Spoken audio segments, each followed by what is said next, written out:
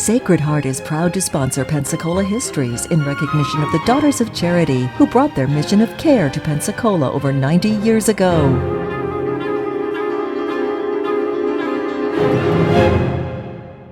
Hello and welcome to our continuing story of Pensacola, North America's first place city. This week we've been talking about the evolution of our great Navy Yard and how it all began back in the 1820s at a time when revolutions were brewing all throughout Latin America, and when our American government was very fearful that the French or the British might attempt to move into a power vacuum caused by the withdrawal of the Spanish there. And so it was that particular cause which generated action in Washington. And of course that action was step one, to create a South Atlantic fleet which might defend the hemisphere against intrusion, and secondly, of course, the building of a Navy Yard to support that fleet. We talked last week about how Captain Warrington arrived here to lay out the yard, brought in the first people and created the village of Warrington for them to live in, and how he was succeeded by Captain Woolsey, who came on board and continued that work into the 1830s. And we left off last time by talking about how Captain Isaac Hulse arrived here to begin the Pensacola Navy Hospital. We need to further the story just a little bit of what Captain Hulse did, because in addition to having a hospital on base here, Captain Hulse and his people became responsible at their willingness to take care of people who were fever victims or illness victims arriving in the city of Pensacola, who were on board private vessels or other naval vessels and who needed medical care, because the city itself had no hospital. So for the next 15 to 20 years, the Navy Hospital took care of those cases as well. Well, the first major activity which the Navy Yard was called upon to care for came here in the early part of the year 1846. It was in that year that war broke out between the United States and Mexico. And immediately the strategy for the American forces was to develop a fleet, a fleet which would also carry military men. And this fleet was going to blockade the Mexican ports along their east coast. And of course, to get the vessels ready for that blockade service, they were to come out of the east coast and to come to Pensacola to be serviced. The bottom work was to be cared for. Anything that needed to be done with rigging or other parts of the vessels, that was to be handled here. And then they also were to be equipped with ship's biscuit for 6 months and a water supply. Well, the Navy Yard people could take care of the physical demands very nicely. But when it came to water and biscuit, they were in trouble, because at that point in time, the Navy Yard received all of its water supply from rainfall, which was collected in cisterns. And the biscuit building capacity there was very small, simply for their own use. And so there was a tremendous sudden surge of activity, which involved a lot of people from the city of Pensacola. But ultimately, both of the demands were met, and Pensacola's Navy Yard passed through. Well, in 1850, the United States had an annual election, or biannual election, and Florida itself had to choose a new United States senator, and the man that they selected was named Stephen Russell Mallory. Mallory was a local man, at least by marriage, and he came to Pensacola on a visit as he was about to go to Washington. And the demand, his idea, of course, was that he just wanted to show the flag, as it were, and to ask people, what do you want me to do when I get to Washington? Well, I think he expected to have a very cordial welcome, a very peaceful meeting, but it didn't work out that way.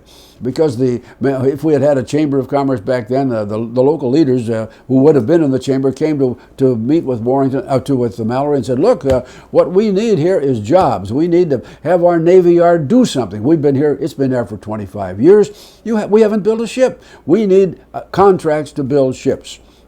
Well, it took Mallory 6 years before he succeeded. He became part of the Naval Affairs Committee of the Senate, and he worked his way steadily through the hierarchy. And by 1856, he did arrange contracts to build 2 ships. And by this time, of course, Captain Rousseau was now the commanding officer of the Navy Yard, and the contracts arrived. The first one was for a 3,000-ton to be steam-fired vessel, which was to be called the USS Pensacola. It was the first of 3 vessels that we would have by that name, by the way, in the history of the Navy.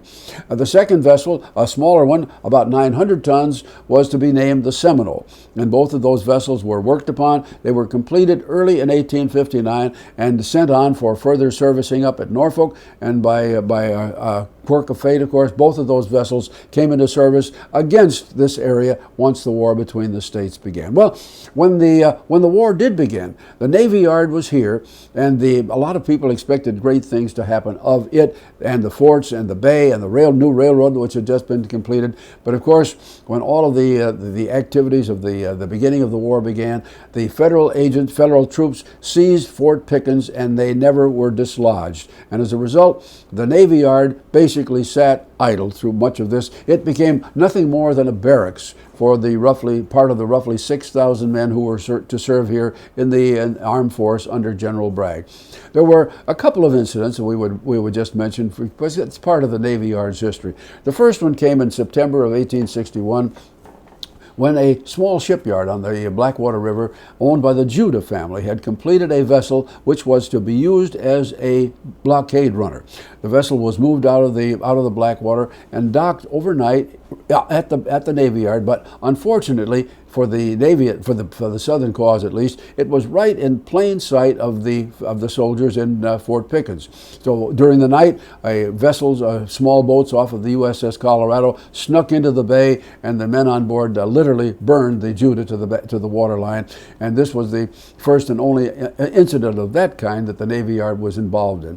The other two incidents involved simple bombardment back and forth between the cannon available in McRae and Barrancas and in Pickens, and in both instances, the firefight was begun by the South to their great loss, because the firepower of Pickens was much greater.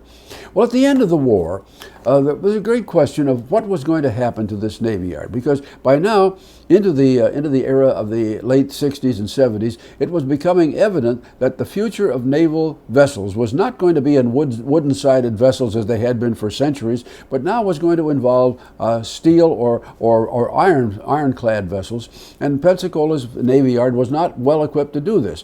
So the question was, is the yard going to be discontinued?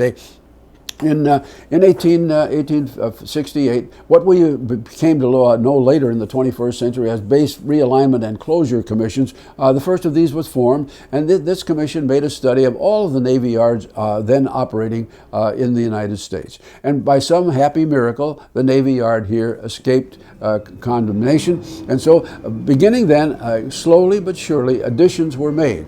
The yard was improved, other fixtures were put in place, but not a great deal happened, actually, between then and 1898. In fact, the improvements were so slow in coming that when the Navy began its preparations for the Spanish-American War, they had no plans at all for use of the Pensacola Yard. The one thing that did happen right on the property, however, involved protection, because when war was declared, some of Pensacola's people literally went into a panic. They were sure that there was some sort of Spanish fleet hovering just over the horizon out in the Gulf, ready to attack Pensacola, and they demanded that the Congress provide money to improve our fortifications. So the Congress did. They provided about $200,000 for improving the old forts that were here, including Pickens, and also building some additional fortifications right down on the water with heavy guns that could repulse an invading fleet. The only story that we have about them, of course, is kind of funny, actually.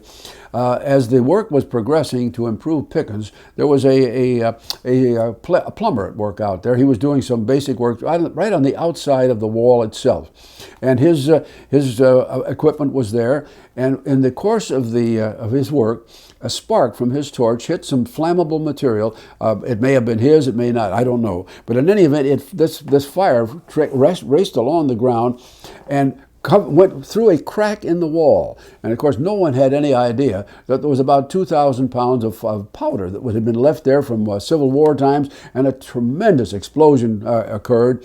Happily for the man, he somehow survived. Windows were broken clear over in Pensacola, and also a large hole was blown in the wall of Fort Pickens. And the next time, as a visitor, you go out and go to Fort Pickens, you'll notice you walk in through not a gate or a wall or a door, you walk in through a hole in the wall. And that is where the hole in the wall came from. Well, The next few years proceeded with very little change here. The Navy Yard had no activity whatsoever in the war, and we did have a modest amount of effort early in the 20th century, because as we moved into the early part of the 1900s, President Theodore Roosevelt was determined that we were going to make ourselves as a country more prominent in world affairs, and he was a great believer in naval affairs. He had been an assistant secretary of the Navy. He now insisted that we build more vessels, and they did. And so beginning in 1903, President Roosevelt, at his urging, the arrangement was made that we would have a naval review and training exercise here each spring. And in 1903 and 1904, about 30 vessels, some large, some small, battle wagons and all of the others together, would arrive in Pensacola, and they would be here for about 2 weeks. And of course, you can imagine that the local merchants and many of the local citizens just loved this, because it meant additional traffic in town among the stores and shops of men who were on leave, and both of those exercises were very, very successful. We move into the year 1906, and the great hurricane, of course, struck this area, and the hurricane did considerable damage to the Navy Yard. It was a time of great travail, and once again a BRAC committee came in and took a look, and the question was, is it worth repairing? And at that point in time, no decision was made. And so basically things just sort of tottered along into 1908. And at this point in time, we received a new commander here. In this time he had admiral's rank, a rear admiral, Lucian Young. And Admiral Young was a great believer in Pensacola. He was a believer in the Navy Yard, and he did everything in his power to defend it, so that additions would be made that would equip the yard to do more things for more ships of a new generation. But things just didn't work out that way. In the year 1911, still another BRAC commission went into function across the Navy province of the country. They came here late in that year, and I said 1909. They came here and made their full study, and they made their report back to the President of the United States. And Mr. Roosevelt, by his resolution, said, all right, this yard, oh, and Pensacola, they all are superfluous. We don't need them. They are to close. Well, Admiral Young again protested, tried to do his best to slow things down, but it just wasn't to be. And so in the spring of 1911, he called the members of the Chamber of Commerce together and said, I'm sorry, but we might as well make what use we can of our time. We are going to have to close the yard, and my terminal date is to be October the 1st. And so all of these things that could be done were done. People were taken care of. Arrangements were made for people to get jobs out on the outside, or some of them did. And then, of course, on October the 11th, the announcement came in the local paper that the Navy Yard is to be closed down today. About 250 people are to be furloughed. They will no longer have jobs there. And literally, the Navy Yard and all of its roughly 1,000 acres are to be put into a naval property reserve. And the padlock is put on the gate, and no one at that point knew what would happen. Of course, no one was, locally at least, was following what was going on with the experimentation in naval aviation. And so people here were totally surprised when on the 14th day of January in the year 1914, the USS Mississippi, along with a tender, the USS Orion, arrived here with about 25 potential pilots and other service personnel. They had on board the vessels the crates that contained 7 aeronautical type aircraft, and they had arrangements for tents that could be put along the shoreline. And so at that point in time, our name changed. It was no longer the Pensacola Navy Yard. Now we became the Pensacola Aeronautical Station. And beginning about the 1st of February in the year 1914, the first aircraft took off. From that point forward, we were no longer the Pensacola Navy Yard. We became the Pensacola Aeronautical Station, and of course the station had other names since then, but we became the cradle of naval aviation, and that's the way the Navy Yard story ended.